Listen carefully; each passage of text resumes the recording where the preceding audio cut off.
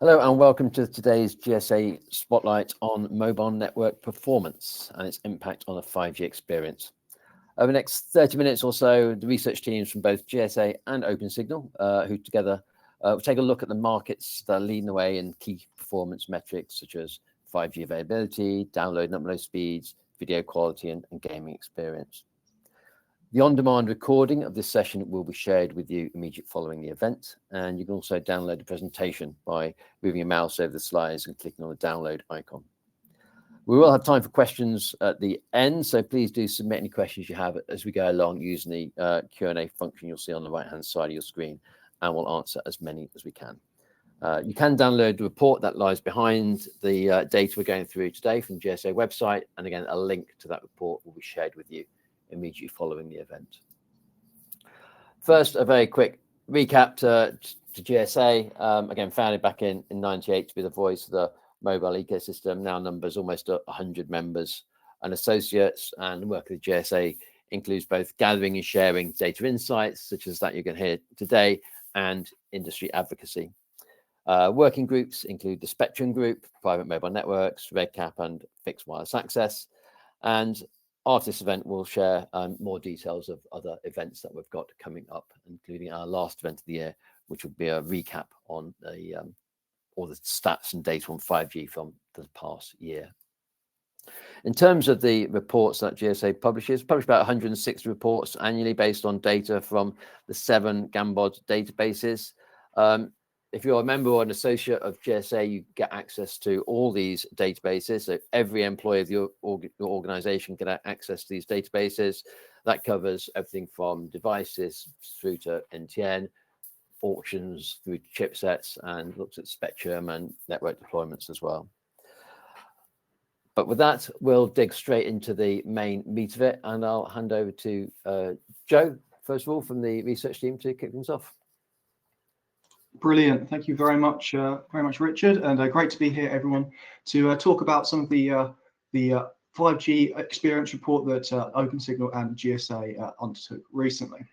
I mean, yeah, it's a very exciting presentation because it gives an overview of not just sort of where 5G is deployed, the report, but it kind of gives a sort of analysis and look at, is it delivering on its promise? And so the report is updated twice a year and utilizes data from Opensignal, which if you have any questions on Opensignal data, maybe their methodology or just their general analysis, you're in luck because we've got Sylwia, the Senior Director at Opensignal, and she'll be talking a bit later on with a few slides of her own, but also will be around for the Q&A. So any questions, just drop them in the chat now or at the end, and I'm sure Sylwia will be able to answer them.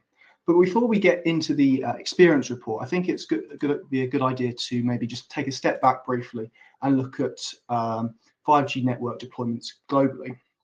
And operators are continuing to invest in 5G technology. And the GSA Research found that by the end of October 2025, 647 operators in 191 countries or territories are investing in 5G. And this means, are they maybe purchasing spectrum licenses? Are they undergoing trials with network infrastructure providers or just on their own networks? Are they planning deployments or have they just launched?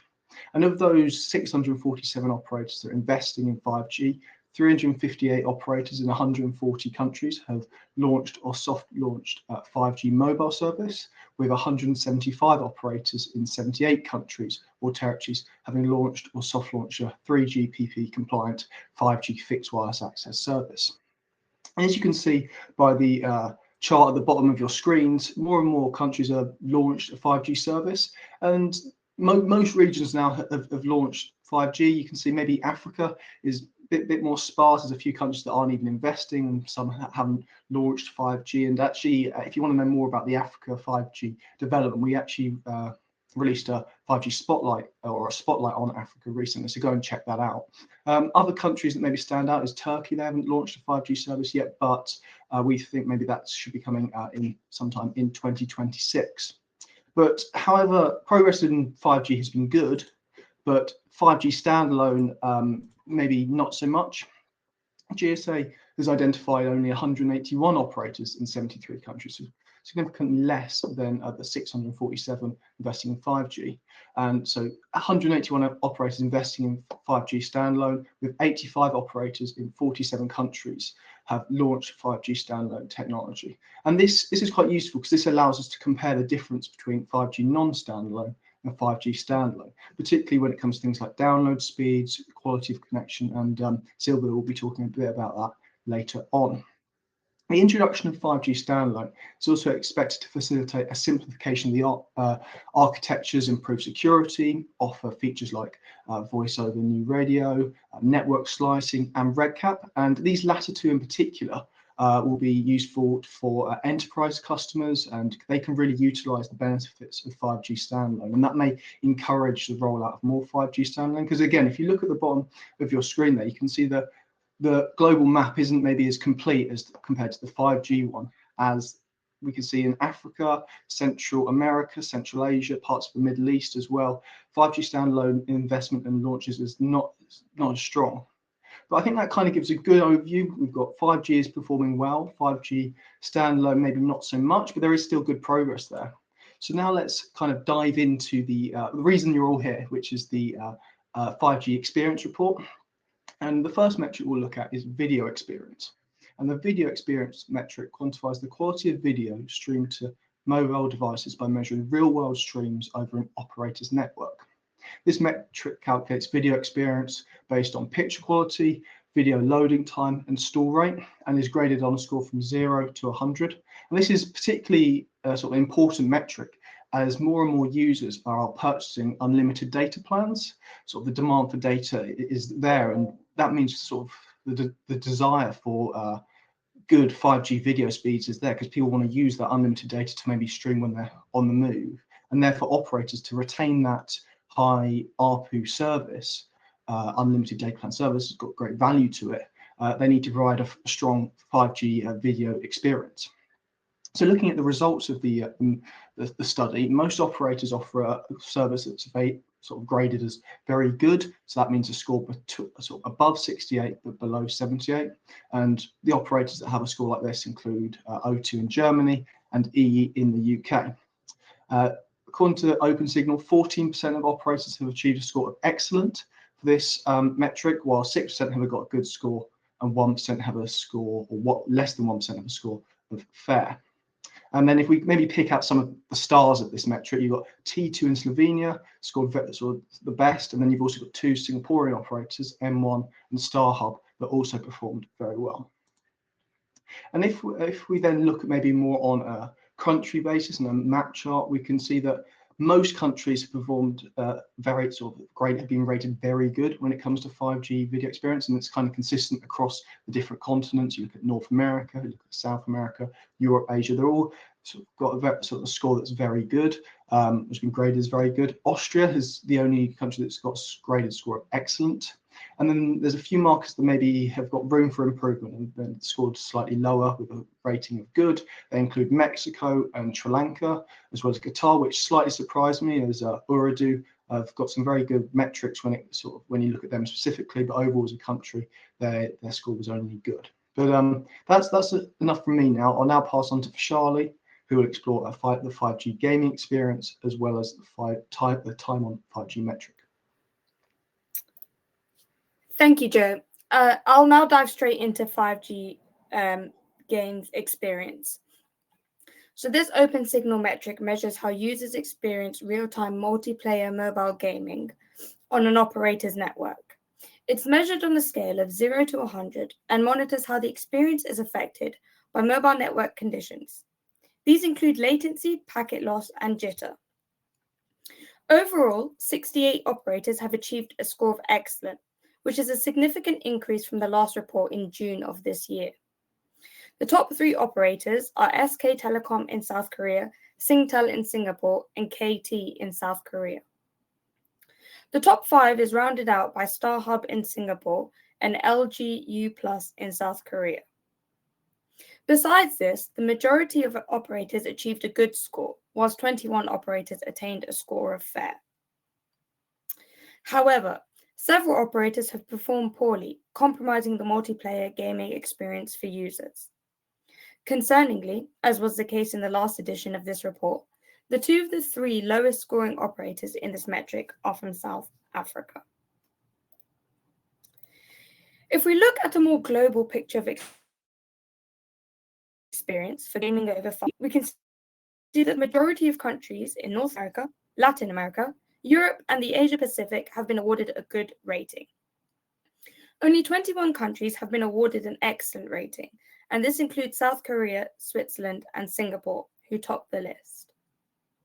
Interestingly, since the last report in June 2025, only South Korea has maintained its position. 5 countries were awarded fair scores and includes countries like Oman, Puerto Rico, and Qatar. Only 1 country has a poor score, which is Peru in Latin America. And South Africa tails the bottom of the list with a rating of very poor. South Africa consistently performs poorly when it comes to game experience. Before I pass on to Sylwia, I think it's interesting to talk about one of the main features of the 5G experience report. This focuses on time on 5G. Time on 5G shows a proportion of time Opensignal users with a 5G device and a 5G subscription are utilizing an active 5G connection. In previous reports, this was called 5G availability. According to Opensignal data and evidenced by the map, countries like Puerto Rico, India, and Kuwait rank in the top 3, having over 20% of time on 5G. Singapore and the United States rounds out the top 5 of countries that perform well when it comes to this metric. Puerto Rico has consistently performed well on time on 5G across previous reports. In comparison, Peru, Indonesia, and Argentina rank at the bottom, having less than 10% of time on 5G. I'll now pass on to Sylwia, who will share greater insights into Opensignal data. Thank you, Vaishali. Thank you, Joe. It's a pleasure to be here. And over the next 5 minutes, I'll go through some of the results that we want to share today. So my name is Sylwia Kechiche. I lead our analyse practice at Opensignal. And in case you haven't heard of Opensignal, we do measure quite a bit of mobile network and fixed broadband experience, trying to replicate the way you as users would experience network. So we using third-party SDKs, we embed it into devices, and that's how we measure the experience. So without further ado, we've talked quite a bit about time on 5G and why it matters. So what is probably quite confusing, thus far we used 5G availability, and now as of October, we have renamed this network. So our 5G availability metric has traditionally shown the proportion of time Opensignal users with an active 5G subscription and 5G devices that have used an active 5G connection. So that's a measure of utilization. However, what we recognize and what's very important to notice is that majority of 5G deployments are using the NSA practice. So what it means that 5G signal is broadcast using 4G anchor cell. So in such environments, when you think about actively using 5G, that's possibly not always being able to happen. So what we wanted to do is to reflect this environment when 5G signal might be detected, but not being actively used. So what we have done, we have updated the naming convention. So right now, the new 5G availability, so what you see in front of you in the pinkish color, that's the measure of time when, again, Opensignal users with a 5G device and 5G subscription had a 5G connection, regardless whether or not it was used. And the old measure, the old 5G availability, it was renamed as time on 5G. So we can see in front of you across a number of markets, you can really see the inherent nature of NSA architecture. So when you compare, for instance, the proportion of time users in South Korea were actively using 5G, that's a third of the time, versus when you see what proportion of time they have actually had a ability to connect to 5G services, that's 86% of time. So across number of markets, you can see there's a big difference. And again, countries when there is more SA deployments will have a higher rate of utilization. Therefore, the time on 5G, so time spent actively utilizing 5G, will be higher. And there's probably some surprises in front of you. So you see Japan with 11% of time being actively utilizing 5G. But when you look in terms of what percentage of time within the 5G signal, that goes to 61%. Moving on to some of the things that Joe and Vishali pointed to around 5GSA. So despite the fact that 5G standalone is not actively deployed by majority of operators, we're still waiting for 5GSA to happen. And I think there has been a question, why is that? Obviously, NSA relies on 4G core. Majority of the operators decided to go with non-standalone network just for the principles of that. You can fall back onto 4G. One of the big challenges that we have is even with 4G right now, the voice over LTE adoption is not at 100%. So there's a need to be able to fall back onto other technologies. But when you look at the speeds, and again, South Korea is one of the most advanced countries when it comes to 5G, you can see a significant improvement for 5G standalone. So there's increases from NSA being 448 megabits per second download speed to 587 megabits per second. And again, across the number of markets, there's a really interesting trend. Not all of the countries show a improvement coming from 5GSA. And the reason for that is that when you look at the average across all the operators, some of them that have deployed 5GSA, some of them that haven't deployed 5GSA. So for instance, in India, you have a dual approach. So one operator deployed 5GSA, the other hasn't, and therefore the speed uplift is not as big from 5GSA. But another thing that we've noticed is, in particular in India, as the adoption has grown, the speeds have subsided as well. Moving on to some other measures.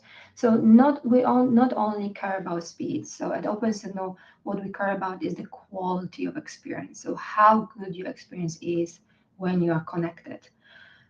To be able to do that, we have created a measure called consistent quality. And in here, we're showing what proportion of tests met certain thresholds. So what we care about is 6 KPIs. Download throughput, so that's 5 megabits per second, which is essential for smooth HD video streaming without buffering. And this is aligning with the recommendation from Netflix and YouTube and so on. Then upload throughput, which is at least 1.5 megabits per second. Again, making sure that your video conference experience is good. And again, aligning with the recommendations from Zoom, Microsoft Teams, and so on. And then latency, jitter, packet discard rate, and time to first byte. So again, latency 50 milliseconds per second at the minimum, then jitter and so on is important for you to be able to have a good enough experience when you connect to the network. And this is important because even with 5G and 5GSA, not 100% of tests have this good enough experience, which means that as a user, you're going to notice that something is buffering, or you don't have a super clear call, and so on. And across most of the countries, again, we see that 5G standalone brings in better consistency of experience. So for instance, in Japan, and that's the country that really cares about consistency of experience, this proportion increases from 86% to 93% when we measure on 5G standalone. But what is also important is when we started talking a couple of years ago when 5G was being introduced, we talked about this triangle that 5G is supposed to bring in critical IoT, massive IoT, and enhanced mobile broadband. So we discussed the enhanced mobile broadband angle. so we see increasing speeds. But for ultra low latency, we're not there quite just yet. So we are not seeing this super low latency rates. And again, we see across different countries UDP latency decreasing as we would have expected. And South Korea, again, one of the early adopters, it's leading the pack, followed by Singapore, Hong Kong, and Japan. And if you move further away, we still have quite a bit of delay, below the 50 milliseconds rate in quite a few countries, but we're not seeing the near zero latency that was promised with introduction of 5G. Again, still very early days, and we slowly and surely getting there. So this is all from me. Thank you so much to the GSA team for giving me the opportunity to share some of our insights with you. Great. I will moderate the Q&A. So we've had a couple of questions come in. Joe, I think there's one for you. So what will encourage more operators to launch 5G standalone? Well, yeah, as we could see from the graphs that we showed, that there's sort of significantly fewer, about around a third of operators, fewer operators, or about 180 operators are investing in 5G standalone, about 650 operators are investing in 5G. So there's clearly a big sort of drop off there, and there's quite a few reasons for that. I mean, firstly is the cost of the networks. A lot of these operators maybe only recently launched 5G, and they're seeing that their consumers want to use 5G, but then they're not seeing maybe the uplift in demand because maybe they're offering these mobile plans for free. So then they're not getting really the return on investment. So why do we want to go another step further and go for 5G standalone? A second reason would be just the device compatibility. Not that many devices as of yet are capable to work with 5G standalone, again, particularly in maybe these developing markets that we pointed out that don't really have 5G standalone, like of the world that maybe associates with the economics don't really stack up. I think one thing that maybe could really encourage 5G standalone to expand, and particularly maybe just build operators that have already launched standalone to really build up their networks, is the introduction of 5G Advanced, because you need 5G standalone to enable 5G Advanced. So this could then help things like network shutdowns, or AI and machine learning network shutdowns, which is really good for sustainability. And obviously then you also get to use the big buzzword of AI. That also helps with the integration with 5G NTN networks, which again is kind of a big buzzword right now. So I think that might also kind of encourage 5G standalone deployment. But overall, that maybe because 5G and 5G standalone is maybe more of an enterprise application rather than a consumer one, you think maybe operators, again, in these developing markets might need some big anchor enterprise customers to want these 5G standalone capabilities like network slicing and RedCap to then encourage them to launch 5G standalone. Okay, great. We've also had another question. Sylwia, I think this one is a good one for you. Is there current usage globally of 5G millimeter wave?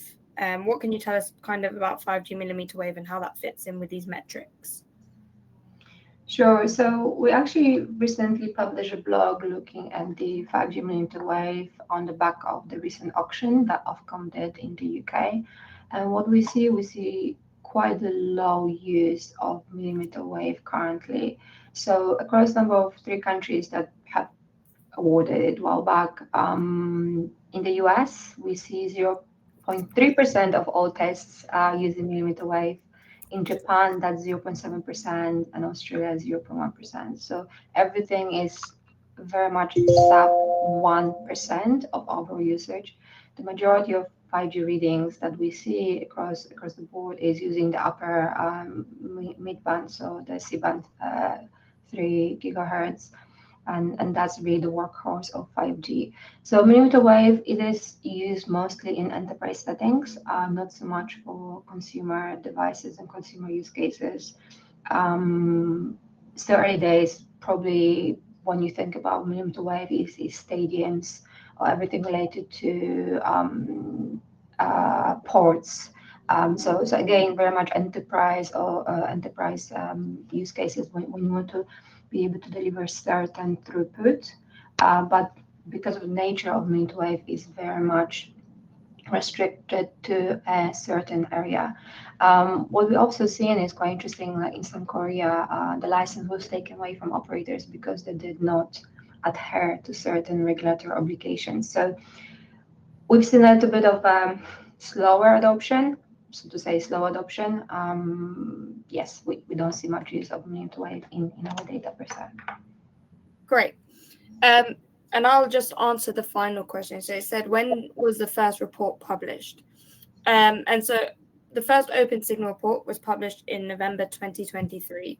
And since then, it's updated twice a year. And what this does is it provides the most recent picture of key aspects of 5G. And it covers all the metrics we've discussed today. But it also covers download and upload speeds. And it's a good point of comparison. So I would advise you to kind of check it out. But yeah, I think that's all we have time for today. Thank you for joining. Can I just add one point? I think if there's any questions about methodology and the way Opensignal measures things, please feel free to contact us and ask us this question directly. I think there's some very deep questions that I might rather discuss in one setting rather than on a public forum. Yeah, I mean, how would you?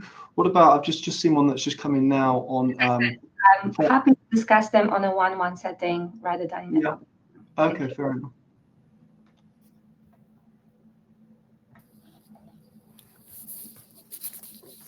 Fantastic. Well, thank you, Joe. Thank you, Vishali. In particular, thank you, Sylwia, for joining us from Opensignal and sharing the extra insights into your research. Again, any questions that are submitted, and still time to submit them, we'll be passing them on to the team for an opportunity for them to answer you direct. So if you do have any other questions for Sylwia on methodology or anything like that, please pop them into the Q&A chat now so we can share them with the team after the event and they can reply to you directly. After the event, you will receive a link to the webinar recording and a link to the report. You see the report so just popped up on your screen a short while ago. A full calendar of events. We'll be just putting together our calendar for 2026 in the coming weeks. We've got one more event coming up in the end of the year, and that will be our now traditional year in review. Look at all the sort of the data that's behind the headlines in 5G. So all the data behind the latest in RedCap, fixed wireless access, private networks, all the sort of the different reports that GSA is offering throughout the year. And a link to register for that will be shared with you again immediately after the event. Access to all the data is available to GSA members and associates. As mentioned up top, all employees of members and associate organizations get access to the GAMBoD database.